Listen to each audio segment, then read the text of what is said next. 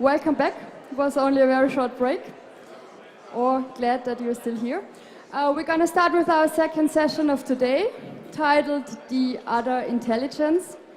We're going to address the question how the human thinking is constituted and also how artificial thinking is constituted. And I want to welcome our first speaker of the second session, Beatrice de Gelder. She's a professor of social and affective neuroscience at the Maastricht University in the Netherlands. Her main areas of expertise are visual and audiovisual affective processes related to the perception of faces and bodies. And her current research focuses on face and body recognition and also the neuroscience of art. Today she will talk about the deep mind and the deep mind meeting the deep body. So please welcome Beatrice to the stage. Thank you. Thanks, it's great to be here. You had a bit of a hesitation about my deep body title. Okay, good. Right, here we go. So I'll just to give away the punchline, I will end up by concluding a bit of Latin, of course. Sic transit gloria, it should be sic transit ego, and I will argue in favor of ending the kingdom of the I and replace it with the republic of the I. Sounds mysterious, but it's very straightforward. Okay. Actually, whatever as people have said before me, artificial intelligence means very many things. It's very, very vague. But the important thing, when you want to go to the core of what motivates this whole effort, is to go back to Alan Turing. Not to the person who started using the label for commercial purposes, Alan Turing, okay? Now, Alan Turing's ambition was to build a human level, and that's the very important point, general intelligence, okay? And he wanted to do that by scrutinizing the workings of the human brain, which, after all, you may not always think about it, but after all, the human brain is the only known example of a general intelligence, okay? And the general intelligence is the absolute central point here. This ambition is, of course, different from the ambition of building a smart system. A smart system that solves a local problem. If you want to solve a smart system, if you want to build a smart system that solves a local problem, biological plausibility is not needed. And some people may want to call that artificial intelligence. But it's very different from building a general intelligent system for which the human brain is the only existing example. I don't know about other planets, of course, but so that's absolutely crucial in the discussion. Okay, so just very, very briefly, how did we get, because AI was a term that felt completely in disrepute, and now it's back, so old I knew AI very, very briefly. But importantly, because we still think of ourselves in terms of the old AI, we still think that our brain does serial computations and manipulates symbolic representations. We still say about ourselves, I see a face, I see a body, I see a rectangle, as if our brain is actually manipulating those symbolic representations. Okay? Open the skull, look at the brain, you don't find representations. Okay? And it's terribly misleading that popular versions of, sorry guys, I tried to tour around on occasion, but it's terribly unfortunate that all the hype around brain scanning has just reinforced this notion that there is a face area in the brain and a body area in the brain and an anger area in the brain. I mean, that's just wrong. Those things are not in the brain in any simple sense of the word. Okay? They are in the brain in some other sense that we are still trying to understand and do not understand. Okay? I mean, that's really clear. That should be really important. Now, how did we get to new AI by a couple of major changes? People have dropped, neuroscientists and artificial intelligence people have dropped this notion that the brain is a symbolic representation system. Okay? Because if you would build a system based on symbolic representations, it would be brittle, fragile, it would not be up to any kind of real-world task. We are up to a real-world task, but the brain, if the brain would work as we think it works, it would not be up to much. Okay? So we have gone to, and that's the new so-called new AI, we have gone to a completely different approach. We have dropped the notion of symbolic representation. We have gone to stochastic manipulations, and, very important, to highly parallel, and that's crucial for my point I make about the end about the self, to highly parallel information processing. Two crucial things. One has been mentioned already, deep learning. Now, deep learning is not just some kind of vague term that's deep in any kind of romantic, metaphorical sense, like love is deep or so. Deep learning means that there are a cascade of systems that manipulate information. A cascade of systems, okay, that, that are deep in the sense that there is more than one stage of non-linear feature transformations. However, and people have noticed that a few people have started noticing that those kinds of systems, and that's terribly frustrating for example, neuroscience people using deep learning methods, those systems work, but we don't understand them. Because they have this kind of inside the black box autonomy of multiple layers. I talked to people, there's a big conference yesterday and today in New York, first for a new society of computational neuroscience, and people agree, I can show you, I actually took one or two slides from it, people agree that those systems for brain representation at some point may work, and they are used in AI in an intelligent way, but we must give up understanding those systems. So there is a new discipline evolving, which is actually creating a human brain comprehensible interface between what AI systems do and what we can say about and get from it. The second thing is reinforcement learning, which was mentioned already.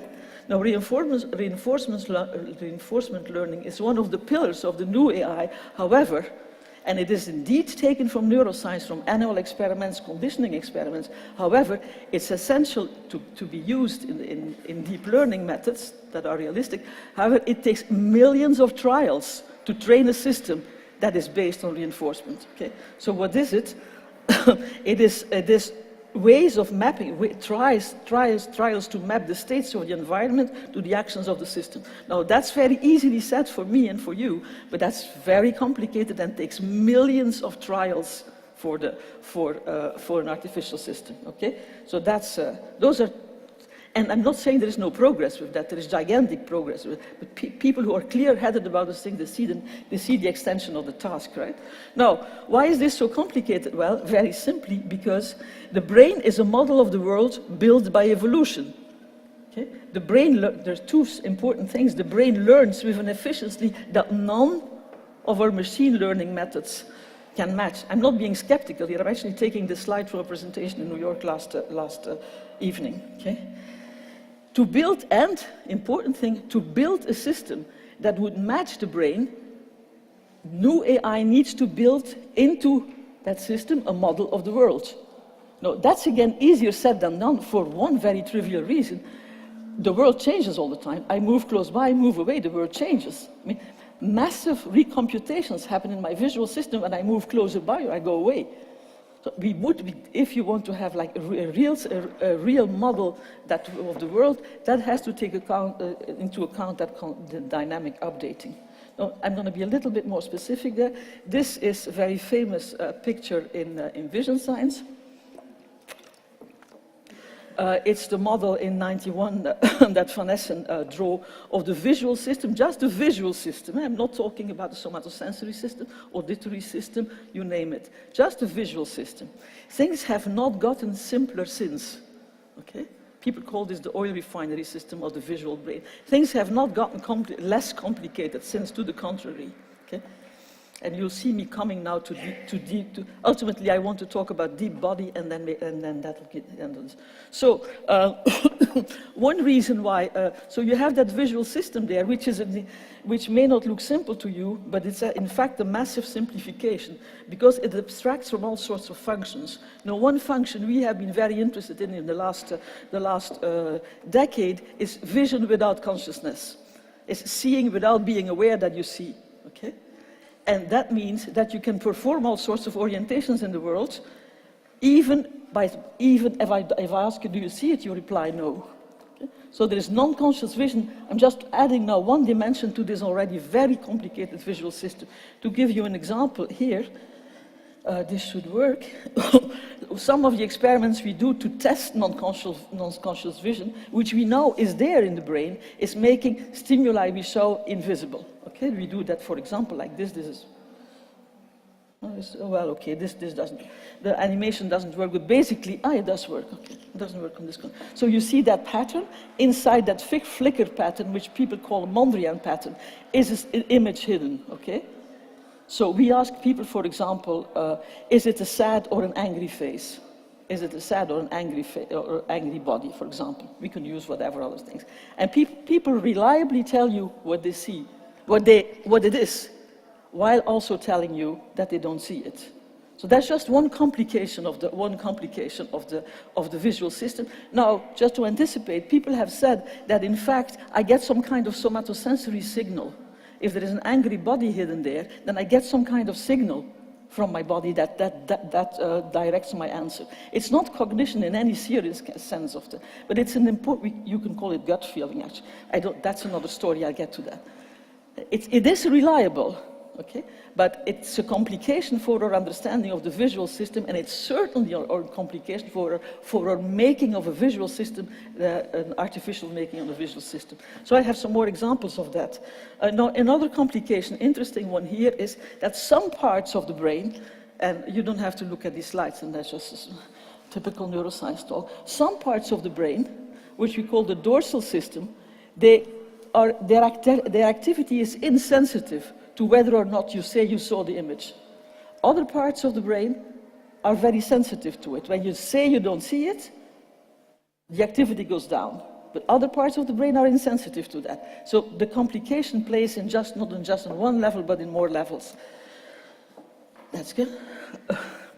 People with brain damaged patients, an important source of scientific and societal importance. People have strokes, and then when they have strokes, very often they have lesions in visual cortex, and the family says, well, he is now blind, he has a stroke, right? Now, we have studied such patients, and this is an extreme case with destruction of visual cortex on both sides, and what we find is that, for example, this person, when you show him a face with the gaze directed straight at you, we have activity in the amygdala. The person doesn't see the face or anything. We have less activity in the amygdala for that completely blind person who walks with a white cane, etc., etc., when the gaze direction is like 5 degrees away. So the whole visual system, even being unconscious, is very sensitive to these kinds of information. Call it affective information, but it also works for non-affective information. And you have a dilatation. When you measure the dilation of the pupil, you see that the visual system has perfectly recorded the value of that information. Okay, so all that. I'm just adding to the level of complexity that would be needed. Other important things, now I get closer to the body. I was with the eyes, I'm moving to the body now. We now from experiences in virtual reality, which we do together with our colleagues, that when I embody you as a child, and I make you show the grip, the hand grip, that would be needed for the object you see in the virtual environment, that it depends on whether you are embodied as a child or as a normal adult, how the grip, how the aperture of the grip is. So your body determines how you interact with the world around you, even in virtual, specifically in virtual reality. That means that it's relatively independent from all sorts of beliefs you can have. You know you're in virtual reality, okay? But somehow that knowledge exists on a separate plane from when I tell you show you the hand grip you would have to take that object. So you are moving towards my basic notion that there exist multiple systems together in our brain-body interaction. And of course, the discussions on artificial intelligence have tended to concentrate way too much on only, I mean, you have to begin somewhere, of course, or only seeing thinking as this kind of cognitive thing. And as I said, remember, we will ultimately need a model of the world if we want to have a good artificial system. Something else, which is sort of, I show because it's sort of funny, our body is, of course, not a tool, not only a tool for our perception, it also gives continuous signals we are not aware of. I've already mentioned pupil dilatation, which some people may know as an important signal you react to without knowing it. Another one is the temperature on the face. This is a study done by my friends in Rome, where they have used a thermal camera. Okay? Now, with a thermal camera, I can very, very clearly measure the heat in your face. Okay? Now, it turns out in this experiment, which is a sort of a computer game played, that the tip of the nose, okay, the temperature at the tip of the nose is very, very closely correlated with what you believe about how you can cheat in a certain situation. So that's another example. You could, of course, say, well, AI can integrate all that, right? Sure. But that's easier said than done. So here you see the tip of the nose and you recognize this section as that's just a section of the face here, and you see the difference in temperature between the cheeks and the nose there. Okay, I'm not going to give any details if you want. I mean, these are published studies.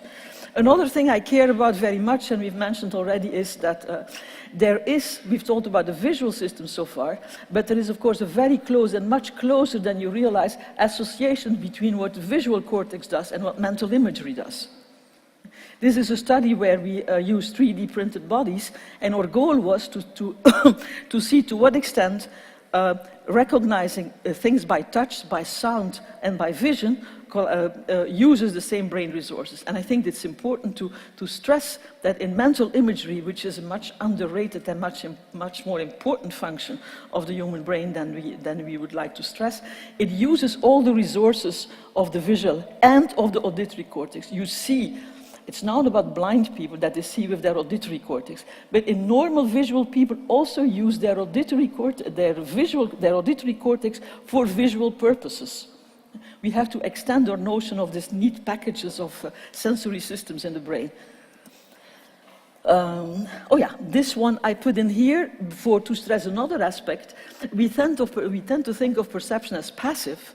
And consistent with the notion I said at the beginning, we need a model of the world if we want to get somewhere.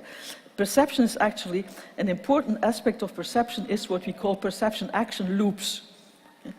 In many cases, perception is directly linked to action. Okay?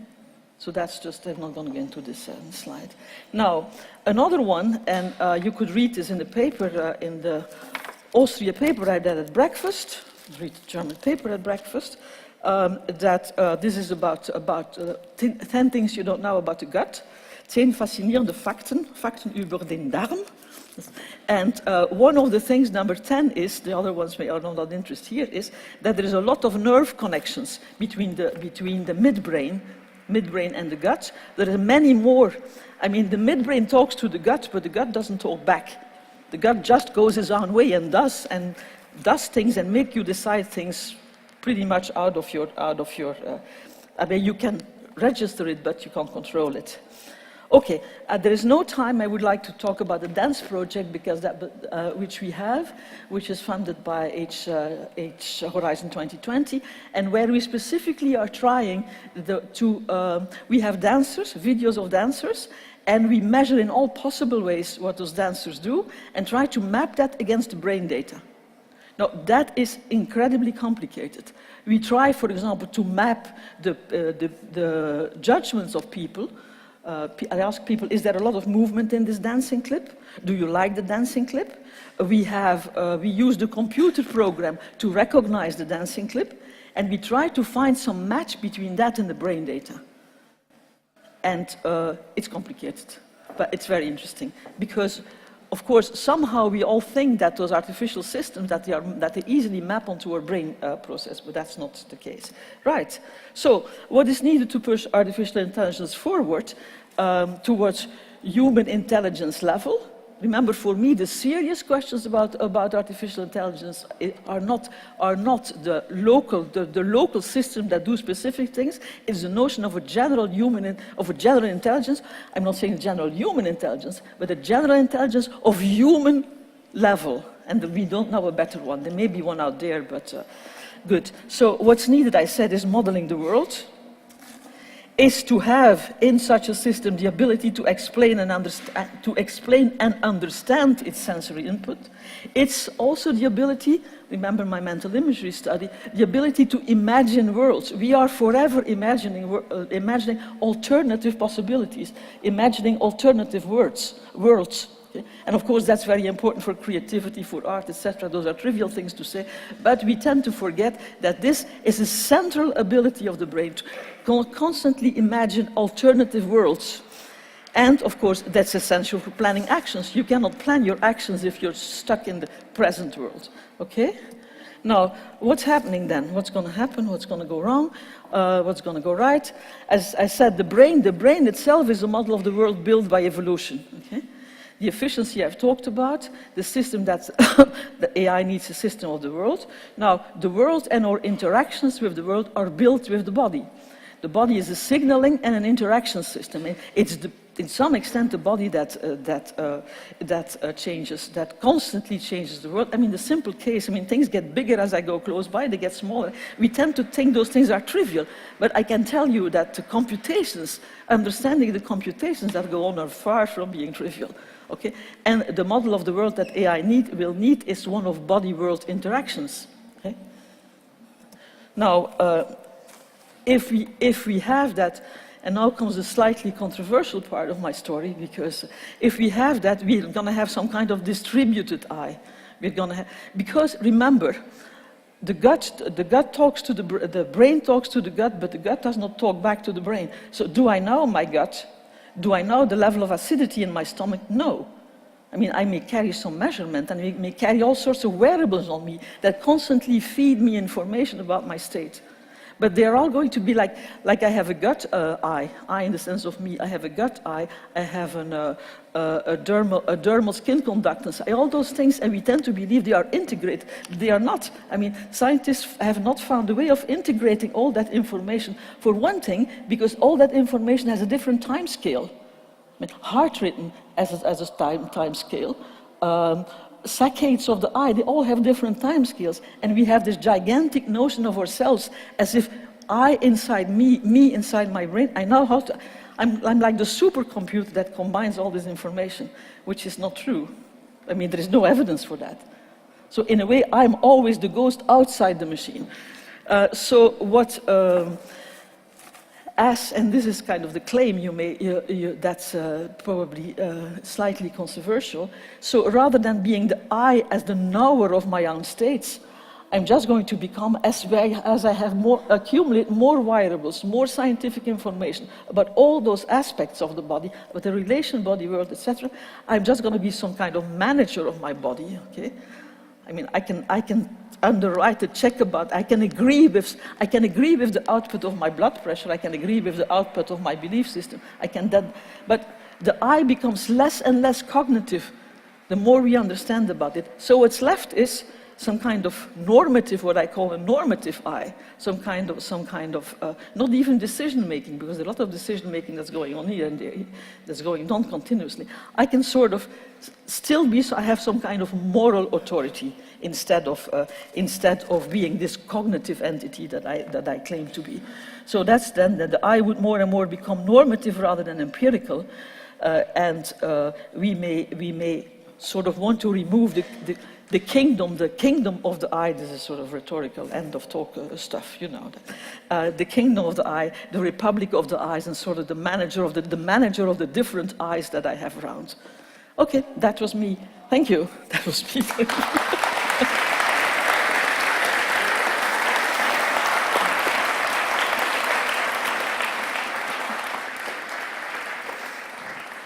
Thank you very much, Beatrice, for the moment. Please take a seat again. We're going to have a combined Q&A session again, as in the first session after the second talk. I wanna introduce you to the next speaker now. I cannot see him. Memo, Akten, where are you? Here is he. He's a wonderful artist. He's born in Turkey, currently based in London. And I think I could call you an old friend of Ars Electronica. Memo is the winner of probably the most prestigious Cyber Arts Award in the world. It's Ars Electronica's Golden Nika, for sure. He got a Golden Nika for animation back in 2013 for the work Forms, which was a beautiful series of animations on human motion. Please check it out online if you haven't seen it before.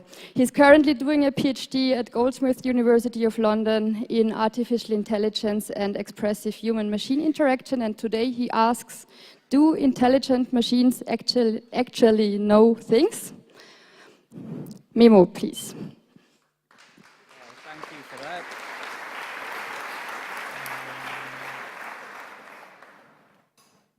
So thanks for the introduction. Actually, is there a handheld mic? This is quite low. Is there a handheld? Yeah, I mean, is this, can you hear me if I speak like this? Oh, okay, cool.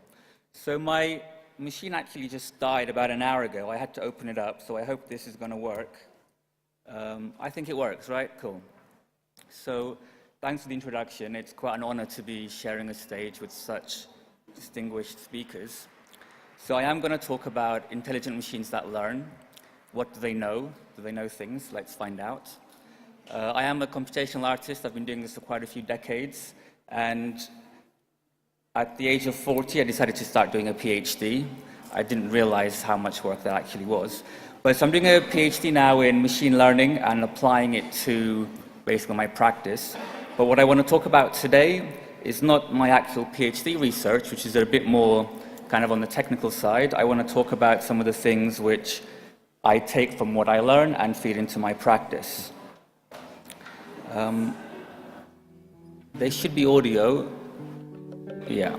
So first, I want to talk about my work prior to my PhD, and or rather getting into machine learning, to kind of give context to where I come from and where I'm going. I've always been really interested in computational systems and using them to abstract nature and what we learn through science, and creating interactive systems that we can somehow, well, play with and use to express ourselves. I really like the metaphor of musical instruments where there's a creative feedback loop and we can just connect with the system, for example, a piano, and just make it an extension of our body. And a lot of this work that you're seeing here is just, it's all custom software, it's all real time, it's all interactive. I guess you could argue that it's AI. I don't like the term AI because it's too vague. Anything can be AI, anything cannot be AI. So I just call these procedural systems. And really, what I like to talk about now and what I'm working with is machines that learn. So machines that, because there's no really vagueness in that description. If a machine as it gains experience, it becomes better at a particular task. And that's really what I'm working with. And I'm looking at these systems both as a way to augment my practice, so on a practical level, where I design systems, machine learning systems, where I can design interactive computational systems, but also I'm now even more interested in the potential implications of these machine learning algorithms, both on a societal and cultural level, but also the kind of philosophical implications that might come about of it. So we're here to talk about AI. It's really hot these days, and it's going to change the world. And this is what it looks like. It turns out it's very blue and shiny. And this is the trend for the term AI, or artificial intelligence, in Google News for the last 10 years. You can see it's pretty flat with a few odd spikes, and then it starts spiking around 2014. Well, it starts rising, and then there's a big explosion in 2016. And this is the trend for the term big data, which is completely flat until about 2011, and then it kind of plateaus for a bit and explodes in 2015. Now, there's no coincidence that after a steady period of big data, we have an explosion of AI. And there's many reasons that I really like this correlation. One is the provocative statement that perhaps consciousness is evolution's solution to dealing with big data. An analogy where in Darwinian evolution as simple organisms started to develop more and more complex senses to deal, and then they had to develop higher levels of cognition to process those really high-dimensional inputs. And perhaps especially about 500 million years ago during the Cambrian explosion when vision evolved. And we also see correlations with the really increased diversity of life as organisms started to be able to see and hunt prey, or rather evade predators, and they needed to be able to manage this really, really high-dimensional data with their limited neural bandwidths so that they could more optimally make decisions. And to go even further, some organisms even started to be able to model the environment to make better predictions and even model other living entities, so that I don't see all of you as these, billions of atoms fluctuating in a quantum field or as lots of organic cells just moving through space, but I can model you as individuals with thoughts and goals and desires. It's almost like an API to your whole body. So I find this in itself quite fascinating. But there's another reason why we're having an explosion in AI, of course. Because the businesses that are funding this huge AI research, they rely on making sense of data. They rely on understanding data, extracting information from a sea of numbers. That's what their businesses depend on. Likewise with the GCHQ, the NSA, the Five Eyes, they're collecting more data than they know what to do with. And what they need is they need algorithms to produce executive summaries and report to our puny little human minds. So they're all investing billions in this field. So it's safe to say that if World War I gave us analog computers and World War II gave us digital computers and the Cold War gave us the internet, mass surveillance of targeted advertising and the war on terror is giving us deep learning and AI. But there's even another reason that I really find fascinating. God comes up a lot in my work, and it's actually come up today quite a few times as well. Or more broadly speaking, I'm interested in the tensions between science, technology, nature, ethics, ritual, tradition, and religion. And there's some really fascinating parallels between the rise of AI and mass surveillance through the lens of the ultimate panopticon, that is religion, the all-seeing eye of God. It's no secret that there's really incredible correlations between the characteristics of a society and the modes of subsistence and the forms of overseer, whether the overseer is a wrathful overseer or more of a deistic, spiritual religion. And I find it really fascinating that it was these ancient religions that imposed omnipotence, omniscience, powers watching over us and judging us, protecting us. And these were myths that were fabricated to control the masses. And now, as we're losing our spiritual sensibilities and we're drowning ourselves in materialism and technological submission, our overseer too is adapting. It's co-evolving. Its metaphysical traits are crumbling and they become obsolete. And that void is being filled with new traits that reflect our own. They're physical and material and digital to match our own lifestyles. And we don't fear the old gods anymore. They can't protect us. So we need new ones. We killed God, as Nietzsche says, but we're rebuilding him with technology to match our techno-culture. The myth is becoming real, an actual, authentic, man-made deity living up in the cloud of all places. I mean, come on. Watching over us, listening to our thoughts and dreams in ones and zeros.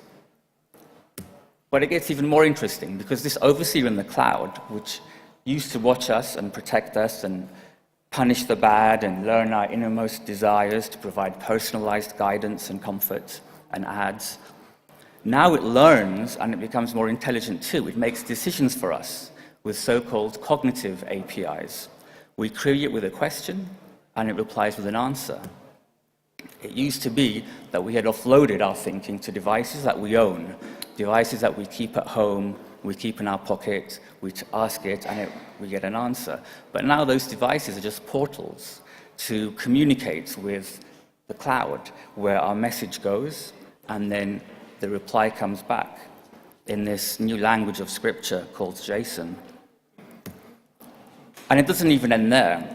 The churches of the old gods had taken it upon themselves to be the purveyors of art and culture, to be the inspirers and storytellers or history makers, to be the commissioners and funders of art and culture.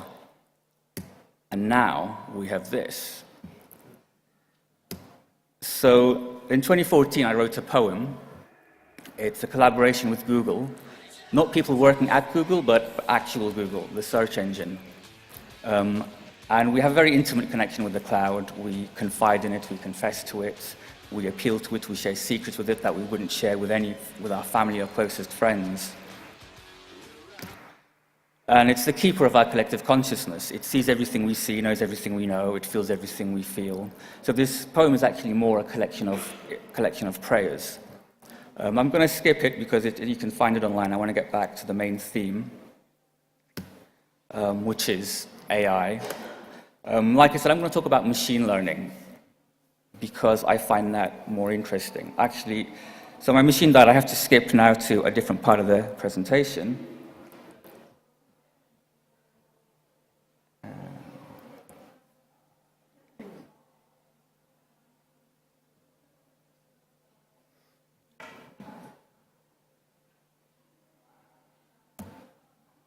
Yeah, sorry about that.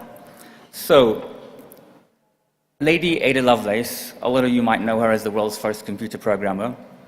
She was 17 when she started working with and became the intellectual collaborator and peer of Charles Babbage, who was 42 at the time. He was building these giant mechanical computers, or rather designing them and getting into arguments about funding. So he's considered the father or the grandfather of the first general-purpose computer, and it's through Ada's notes that we know so much about these machines, because she kept a really detailed notes, and that's where her first computer program is. And she had a lot of foresight, centuries of foresight. For example, the analytical engine weaves algebraic patterns just so the jacquard loom weaves flowers and leaves. And one of her most profound insights was, while Babbage was mostly interested in a machine that could calculate anything, she saw the potential in symbolic computation to be able to do more than just number crunching, but, for example, compose elaborate and scientific pieces of music of any degree or complexity or extent.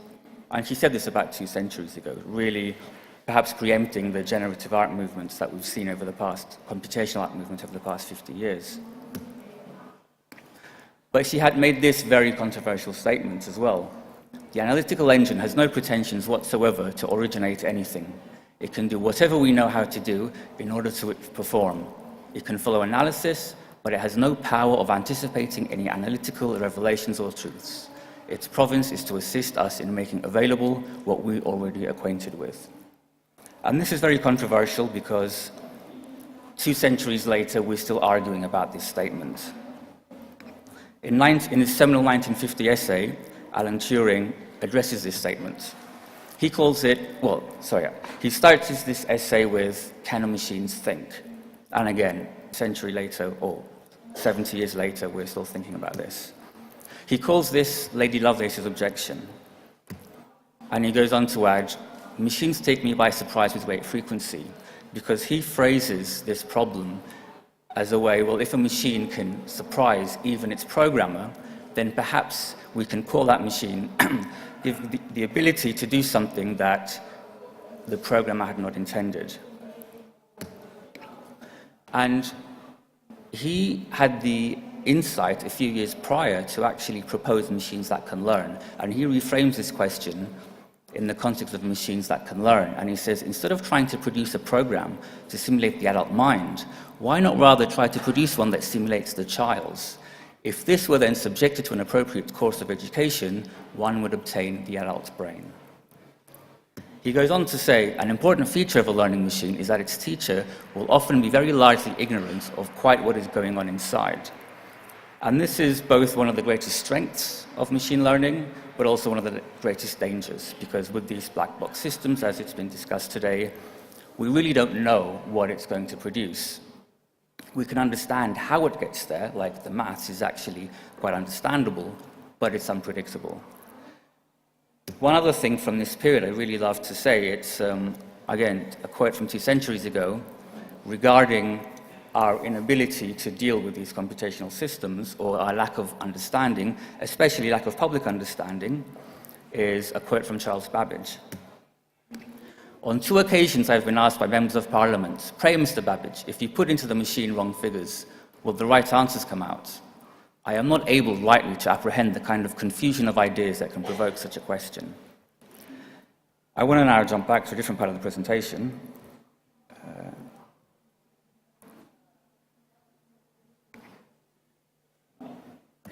How much time do I have? 10, okay. So back to AI, or rather machine learning. So a very quick overview. This is a gross simplification. Normally, if you were to write a program, one might think of it as you write a function f, which maps an input x to an output y. In machine learning, or a supervised machine learning, just one very tiny fraction, you just give it examples of x and y, and it learns what f is. And deep learning is f is replaced by a very complex, long function. Lots and lots of layers, and this is why it's called deep. And each of these layers is in itself a nonlinear transformation, as was mentioned before. And literally, when you pipe data through a neural network, it is a journey through multiple dimensions and transformations in space and time. And in the depths of these networks is the great unknown. The journey for each of us begins here. The journey for each of us begins here. We're going to explore the cosmos in a ship of the imagination, unfettered by ordinary limits on speed and size, drawn by the music of cosmic harmonies. It can take us anywhere in space and time. Perfect as a snowflake, organic as a dandelion seed, it will carry us to worlds of dreams and worlds of facts. Come with me.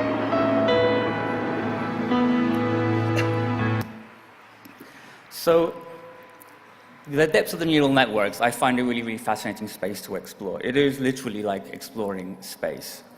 So this is Deep Dream. You might, some of you know, from about 2 years ago, it came out, research at Google. It kind of inverts a neural network that's been trained to recognize images, and it tries to produce images that maximize particular firings in the depths of the neural network. So a network might be trained to recognize animals or whatever, and then you give it a new image, like my face, and then you take a group of neurons that, for example, were designed or had learned to recognize a scaly texture in a bird, and then you maximize the input so that that is amplified. It's a bit like you stare at a cloud and you see something like a rabbit, and then you draw what you see, and then you look at what you drew, and then you draw again what you see. So there's this feedback loop, or like it's like confirmation bias feedback loop. But what I really like about this is the images that it's producing, we look at them and we say, oh, it's all about puppy slugs and bird lizards. But actually, there are no puppies or slugs or birds in these images. I am completing that picture. The neurons in my brain, which have learned to recognize reptiles or slugs, are firing the same way that they were firing in that neural network. And then I'm completing this feedback loop. So I really, really like using these algorithms as a way to reflect on ourselves and how we make sense of the world and the biases that we have within ourselves. One of the works I'm showing here is called Learning to See. This is a similar network that hasn't been trained on anything. So it's a webcam, it's set up somewhere over there. And it's basically trying to understand what it's seeing. And in this context, understanding means finding regularities in what it's seeing right now and comparing it to the regularities of what it's found before and trying to reconstruct what it's seeing. And for example, when I move, it completely goes off because it doesn't know that if I'm here, that the laws of the universe dictate that if I move over a bit, I should look the same. So these are all things that it has to learn. This is the installation version. This has been running for maybe about 5 minutes at this stage when I filmed this. The panel on the left is a live reconstruction, so the network is trying to reconstruct what it's seeing based on the hierarchies of features that it's learned so far. The panel on the middle is sampling a random point in the latent space, which it thinks are similar to what it's seeing right now, but still obey the laws of the world that it's learned. In that, it's a completely random image, but it still has very world-like qualities. And the panel on the very right is a completely random image. So this is literally white noise that is being passed through the neural network, and the neural network is shaping that white noise into these images, which is effectively a kind of its memory. The other project I have here is called Fight. It's a VR piece. It's in the Ars Electronica Center. It's on the ground floor, but in a bit of a, in a mezzanine. And there's a few things that I really wanted to convey with this VR piece. They've actually all been discussed today as well. So one of them is what we perceive to be real, what we see is a reconstruction in our minds. It's a simplified model of the world, limited by our biology and physiology. Perception is an active process. It requires action and integration. The actions that we take affects the reality and the meaning that we construct in our mind. And most importantly, even when presented with the same information, the same images, everybody will experience, will see something completely unique and personal. And I have no idea what you will see, and we are often unable to understand what you see. And I'm interested in all of these questions, both on a lower-level perceptual level, but also on a much more higher level, especially considering the kind of social polarization that we're seeing right now in the States, in the UK where I live, in my home country of Turkey, where we're really, really unable to perceive the world from other people's eyes. And we somehow believe in these absolute moral truths. So this is a VR installation. This was a presentation at Stripe, who commissioned it. This is the presentation here. And I'll very quickly go through some of the motivations of this. I'll have to skip some of these slides. The eye is often likened to a camera, as if light falls on the retina and then we form an image. But that's not how seeing happens at all. I quite like, there used to be this theory of vision called the extra-emission theory of vision, which Plato articulated really well. He believed, or many people believed, that we had a fire, but this fire has the property not of burning, but of yielding a gentle light, and it coalesces with daylight, and is formed into a single homogeneous body in a direct line with the eyes. In short, we shoot these rays, and they coalesce with things out there, and then through that, we get this sensation of seeing. Of course, he was wrong. Many people at the time, even then, Ibn al-Haytham, one of the first theoretical physicists, believed in the intra-emission theory of vision, where light falls on the retina, and that is, of course, how it is. But I like the idea, the one thing I like about the extra-emission theory of light is that it communicates that it's an active process. It feels like we're looking out to the world, because the actual part of the eye that's high resolution and full color is absolutely tiny. It's about 2 millimeters. So even though to me all of this feels like a window which I'm looking at from somewhere inside my skull, in reality, I'm scanning. And my eyes are constantly scanning this scene. And Alfred Yarbus in the 60s made some pretty seminal work using what looks like this torture device. And he also found, very interestingly, that when you ask somebody a question about a particular scene, the way the question asked affects the way they scan the scene. So if you ask, who is this person? How old is he? What are they talking about? It affects the meaning that we take from this image. So this VR piece uses binocular rivalry. Both eyes are presented completely different images. And what happens when that happens is the signals are in the visual cortex somewhere, but only one of the signals gets elevated to the visual consciousness.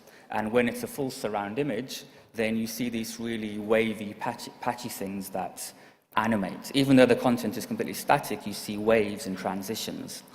And this is unique. This is depends on your physiology, what you will actually see. And there's ways to control which side is dominant, because it kind of flickers between the two. And you can, so the content is relatively simple. It's simple graphics. It's very inspired by this idea that I outlined at the beginning. And it goes in and out of rivalry. And one interesting thing is when there is no rivalry, with the stereo parallax, you're able to get a visual percept that feels 3D. It feels outside of your body. You can see it out there the same way I see you. But when rivalry occurs, the image jumps to inside your eye. It literally feels like the image is right here. And then you see all these transitions. So I'm going to skip this because I'm out of time. I just want to do a live demo if I have time.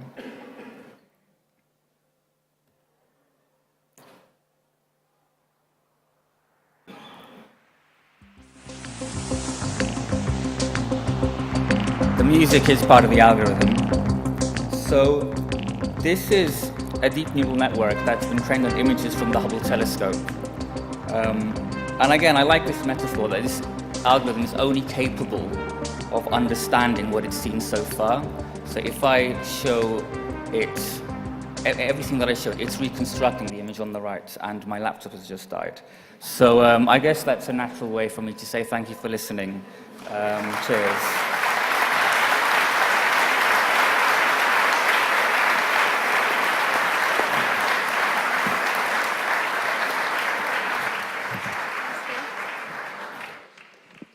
Thank you very much, Memo. Beatrice, would you come back to us? Would you join us on stage? We now have 10 minutes of time for question and answers.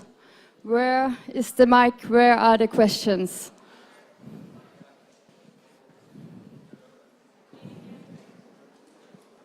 Who was the first? Where?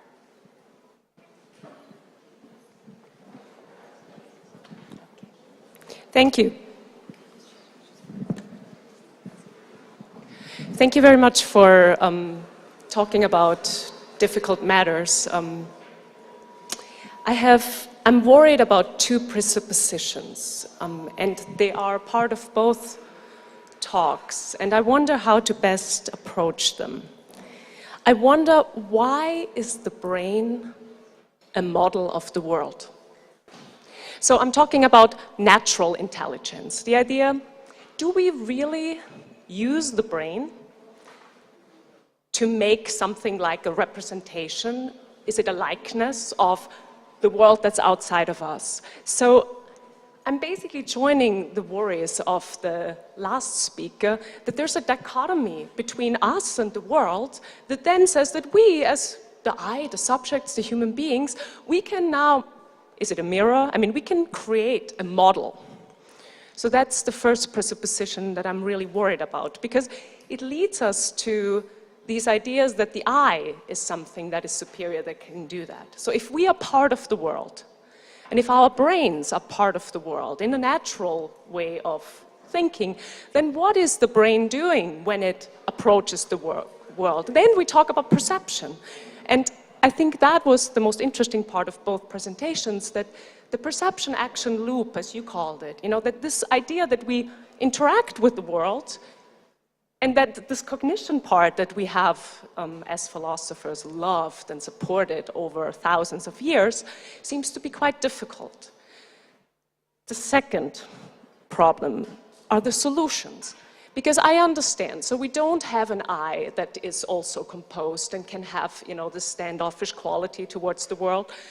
So what do we do instead? And your suggestion was, some sort of normative stance, some sort of republic, you called it a republic, right? I mean, some sort of way to put up rules that will then tell us how to do this properly, how to have the right, the right imitation or the right likeness of the world, because obviously, it's not one person that can be godlike and standing there and doing it. And, this is my worry with your paper. I mean, you put God there, right? So that's not bringing us any further. And I mean, as a Wittgenstein scholar, as a philosopher, I can only say I have not ever understood the difference between me and the world, between the language I use to speak about the world and the world that I'm part of.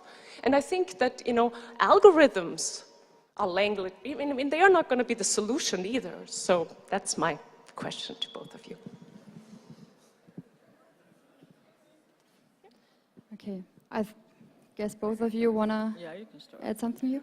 Well, I can start. Who wants to start? I'll start by at least getting out one question out of the way. When I refer to a model of the world, as I qualified later on, it's a dynamic model of the. I said it's easier said than done to say that we need a model of the world to improve machine learning. Because you need a model of the world for it. So it's a dynamic thing, and it's changing all the time with my actions in the world. So if we created the notion that this is some kind of static representation, that's certainly not the idea. So we can get that out of the way. And by saying it's a dynamic, of course, this loop thing means that you cannot like separate, I'm here and the world is there, and I'm going to take my camera and take pictures of it, right?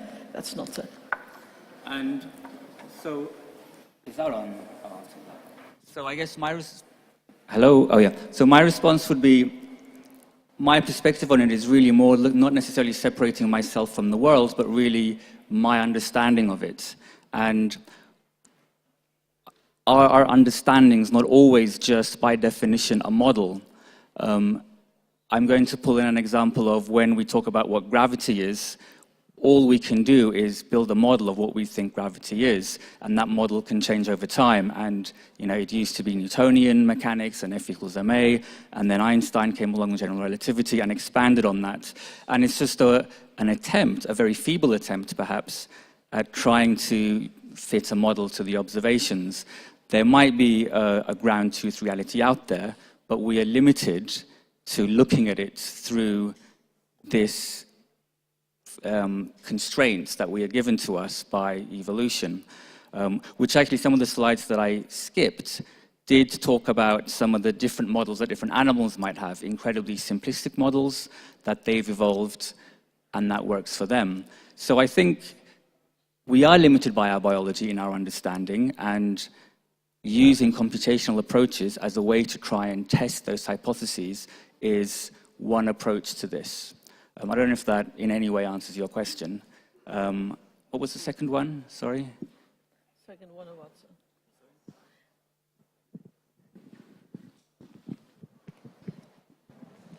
So, if our natural intelligence is modeled in a certain way, which I was suggesting, right? I mean, that's what we do. We have a certain image of how we learn. And this is your topic, you know, learning and knowledge. I think that's the main problem, that we think that knowing about the world is making a model about the world. That was my, you know, that was my major doubt and presupposition. I mean, criticism of the presupposition. I mean, if we are going to do artificial intelligence, I mean, we at least, you know, have to try to think beyond what we have been doing as humans, you know, in our own. You know, think of our school systems, think of our university systems. I mean, we have major problems with that. We give knowledge. I mean, we heard the first talk today. We think we give knowledge bits to our students and then they have them, right? I mean, they have to make experiences, and they're always already in the world and make those experiences, and then they come to school and we tell them, you know, the result of that in a model that we've made. That's a theoretical model that they then have to learn. So what I'm trying to say is I'm just deeply worried about the representational model. I don't think that the world out there is out there and that we then make a model of the world. And I think, you know, both your suggestions are based on that model, and that was just my, you know. And if it's a static model or a dynamic model, that doesn't make a difference. It's a model, right? So I just want to quickly add, now it's crystal clear, your argument. I completely agree to one degree in the sense that I'm not an AI researcher, really. If that's what I communicated, then that's an error. It actually underlines the essence of my presentation, which is the meaning that you take depends on who you are, and this communication is a really, really difficult thing, because that's not what I had intended to say. My interest is in using models, computational models, as a way to reflect on specific phenomena that I find fascinating in the way that humans understand and make meaning, and that is that we are incredibly biased, and these algorithms are incredibly biased. So I like to use that as a way to reflect that, not necessarily that this is how humans function. I have no idea how humans function. So I just wanted to clarify that, but I find it fascinating that it actually, I think, again, I'm projecting my own bias here, reinforces my belief that we understand based on who we are. This one? Okay. Just sure we agree on this one. And just to stress again, it's not about making a model of an outside reality. And I would like to stress a point I made, namely that we are forever, as part of our normal, call it natural functioning, we are forever entertaining as many balls in the air, alternative models. It's essential to our thinking to have alternative, not better or worse than the one we are functioning, but alternative realities pop up all the time, and because the input to our model making, and perception is model making in a way, the input to it is varying all the time and allows for multiple interpretations all the time. Thanks a lot. I think we have to keep discussing that in the break. I want to give one more audience member the chance to ask one question. Okay, you already had one question in the first session, so maybe let's give this lady the chance. Short question, short answers, please. Yeah, thanks. I wanted to ask, I think it actually follows on this question of perception. And one thing I'm interested in is basically studies of wealthy people, mostly white people in the West, and their total lack of empathy when they encounter images or notions of poverty or notions of suffering. I mean, maybe this is sort of speculative science, but I get to read these in newspapers, and it's my hobby, that that the brain waves show that they actually their cognition is just different. And when poor people are shown the same type of imagery, they show more empathy. So the general assumption that there's some kind of emotion, like human intelligence, which translates into something like emotional intelligence or emotions, because what kind of emotions can we expect out of AI if we're already sort of making wrong assumptions about human emotions in the first place?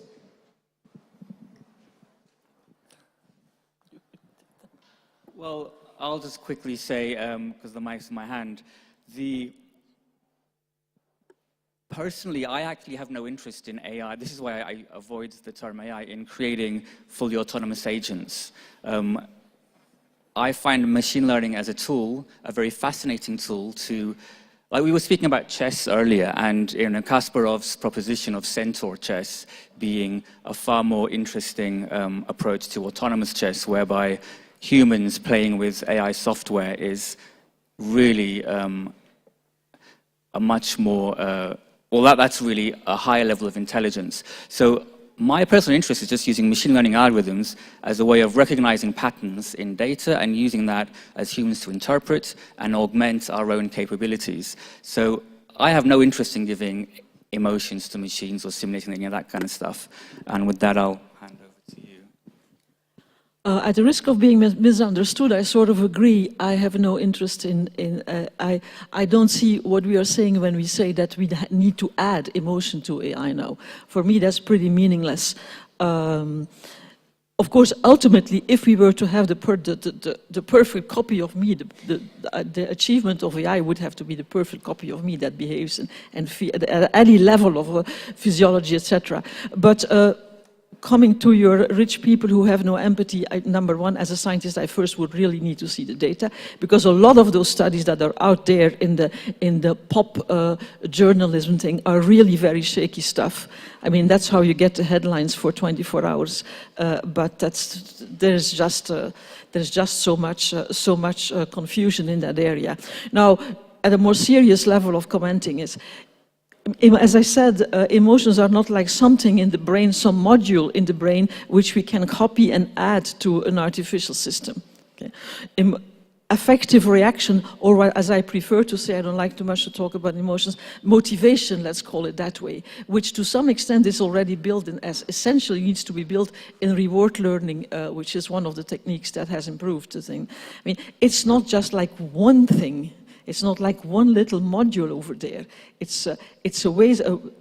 It manifests itself at various levels, from the hormonal to the neurobiological to the physiological, etc., etc. So it's pretty complicated stuff.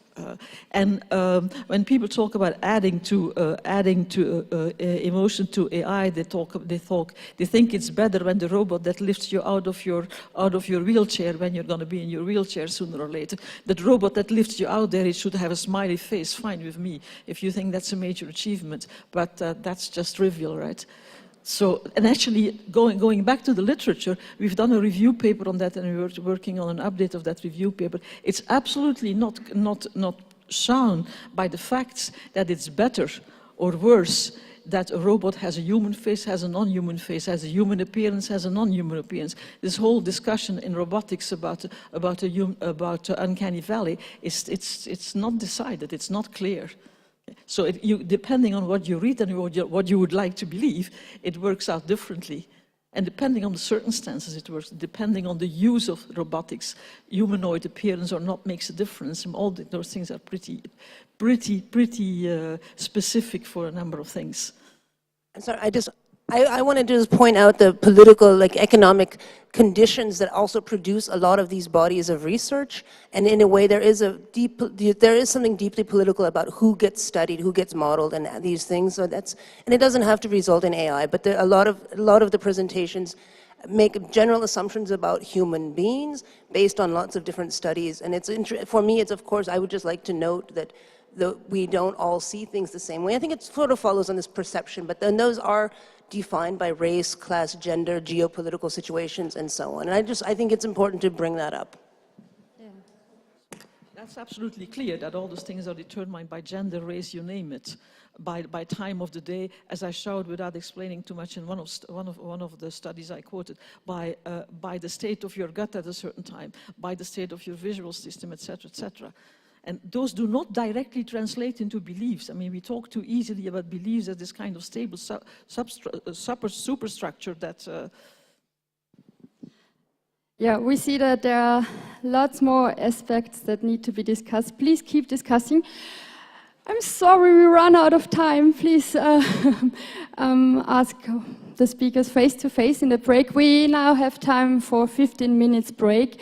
We're going to start the third session on creativity and AI around 1 p.m.